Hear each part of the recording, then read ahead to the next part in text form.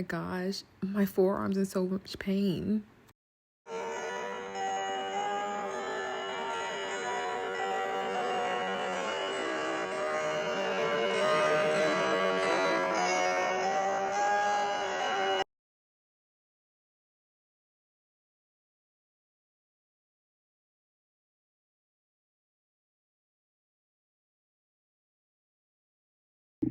As you can tell from that video, even the world's best piano players can experience muscle fatigue and overuse if not preparing their bodies correctly.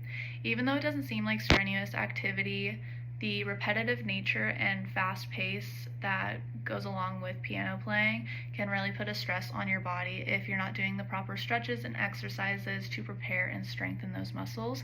So I'm going to walk you through the movements, the common movements from that video and just in piano playing in general, and the muscles that are being worked and stressed through those movements.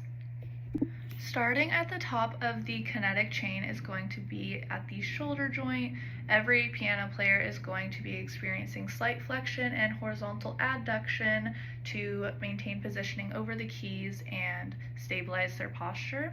The muscles that are going to be working to assist in that movement are going to be the anterior deltoid, coracobrachialis, and pec major.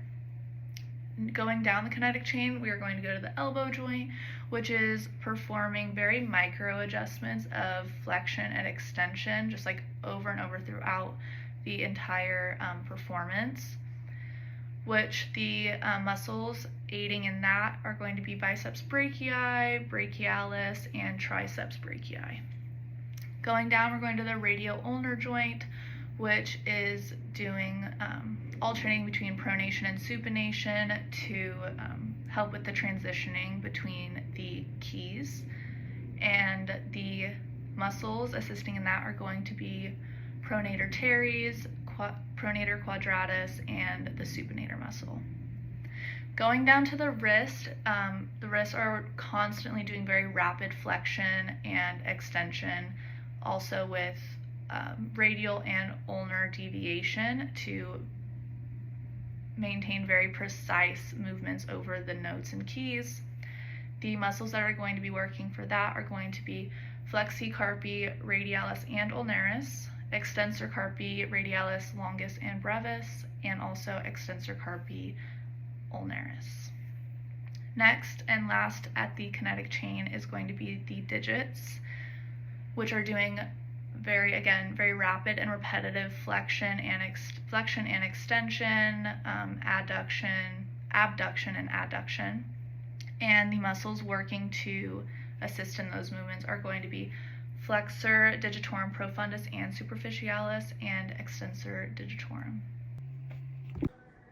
So now I'm gonna demonstrate some of the pre-playing dynamic stretching for somebody who's playing the piano. These warm up the muscles, so they just like with an exercise, you always want to start with a warm-up. So the way that guy was playing the piano, you need to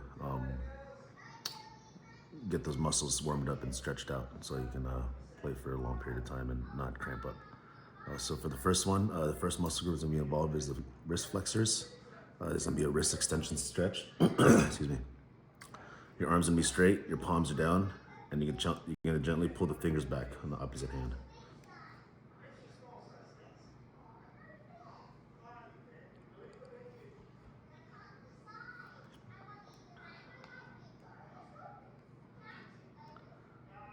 Start over. All right, now we're gonna go over the pre-playing stretches, dynamic stretches for somebody who's playing the piano. Just like with any activity, you want to kind of warm up and so make sure you don't cramp up or pull something. Dynamic wrist and finger mobility is crucial for activities like playing the piano. These stretches increase blood flow, reduce stiffness, prime neuromuscular coordination before performance, and activates both flexors and extensors, ensures balance, joint loading, and helps prevent overuse injuries like tendonitis or carpal tunnel syndrome. For the first one, it's gonna be the wrist flexors. The wrist flexors include the flexor carpi radialis, flexor carpi ulnaris, and the palmaris longus. These muscles run along the underside of the forearm and control wrist and finger flexion. So to do it, you have to have your arms straight, palms down, and gently pull back each finger with the opposite hand.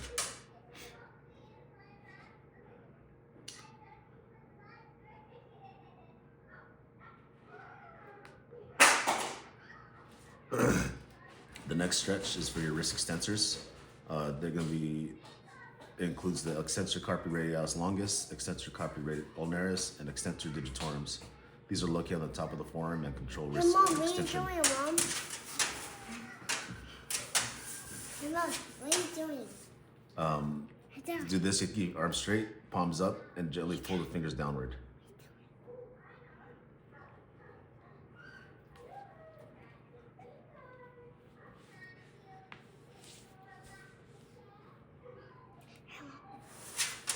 Okay, the next one is your forearm rotations. The forearm rotators are specifically pronator teres, pronator quadratus, and supinator. These muscles rotate the forearm to turn the palm up and down. To do these exercises, to do these stretches, slowly rotate the palms up and down for 10 reps.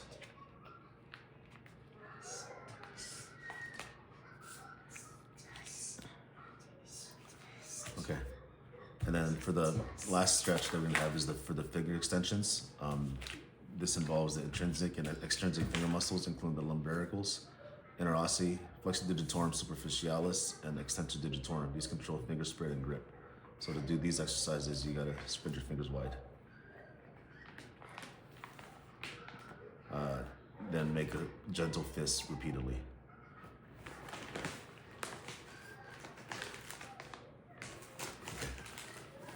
After repetitive wrist and finger flexion during piano playing, static stretching helps restore muscle length, reduce residual tension, and improve circulation to prevent delayed fatigue or tightness in your forearms. The first stretch is going to be the prayer stretch. You place your hands together in front of you, as in front of your chest, as in a prayer.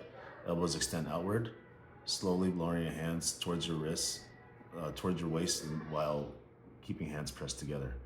The purpose for this stretch is to lengthen the flexor carpi radialis and flexor carpi ulnaris muscles that are shortened from repeated wrist flexion while pressing piano keys.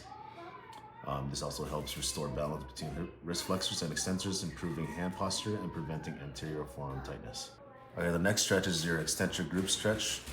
So place the back of your hands together, fingers pointing downward, gently press them together and hold.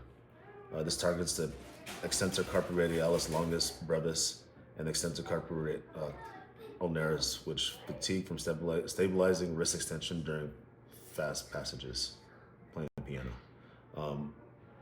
This also enhances the flexibility in the posterior forearm, promoting smoother eccentric control when lifting fingers between keystrokes. Okay, the next one to be your intrinsic hand stretch. So interlace your fingers and push your palms outward with arms extending in front of you. Fingers straight, hold for 20 to 30 seconds.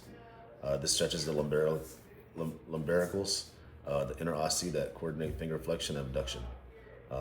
It also reduces stiffness and improves fine motor control by elongating small hand muscles responsible for articulation and tone control. This is Avery, and she'll be demonstrating the exercises that we're going to be prescribing to our patient. The first one is wrist curls, which targets the flexor carpi radialis and flexor carpi ulnaris. She's going to do, or our patient's going to be prescribed 3 sets of these of 12 reps each using a light dumbbell 3 times a week. The next exercise is going to be towel twist, which is an isometric rotation. This targets the pronator teres, supinators, wrist flexors, and extenders. So Avery's going to hold a rolled towel with both her hands and twist in opposite directions as if she was wringing out a towel. She's going to alternate in both directions, which strengthens both pronators and supinators. This involves rotational endurance and coordinates during forearm movements. The next exercise is fingertip push-ups, which targets the flexor digitorum profundus, lumbricals, and the inner osseous. So Avery will be showing us push-ups with her fingertips against a wall or on her knees, but she's going to do it against the fridge, keeping palms slightly lifted to emphasize the finger stability. The purpose of this is to develop fingertip strength, grip endurance, and hand control. The last exercise is the rubber band spider, which targets the extensor digitorum and lumbricals. So Avery is placing a rubber band around all 5 of her fingers. She's opening and closing her hands slowly. And the purpose of this is to build balance extension strength to counteract flexor dominance while she's playing to help her form.